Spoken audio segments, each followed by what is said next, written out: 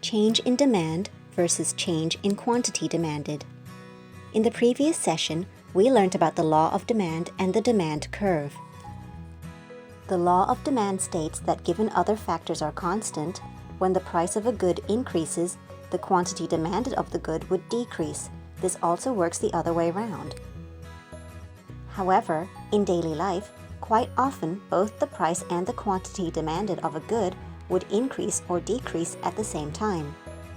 For example, during the hot summer, ice cream parlors would increase the price of ice cream and consumers' quantity demanded would still be greater than usual.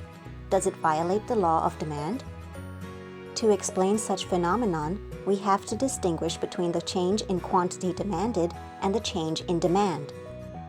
Without any changes in other factors, when the price of a cup of ice cream increases from $10 to $15, consumers will buy fewer cups as they become less affordable, such that the market quantity demanded will decrease from 250 cups per week to 200 cups per week.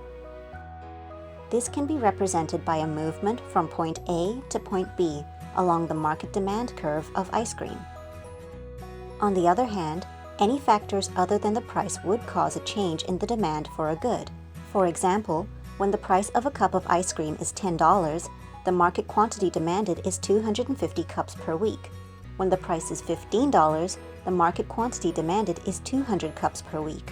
However, because the weather this week is very hot, even if the price of a cup of ice cream is $15, consumers would buy more ice cream to cool themselves off, such that the market quantity demanded would increase to 280 cups per week.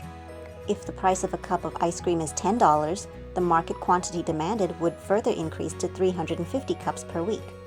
Due to the hot weather, consumers buy more ice cream at different prices, which means the market demand for ice cream increases.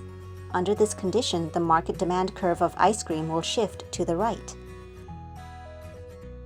Be aware that as the weather changes, the other factors being constant assumption in the law of demand is no longer valid. In this condition, we cannot refute the law of demand simply because both the price and the quantity demanded of ice cream increase at the same time. You may notice that the new market demand curve slopes downwards to the right.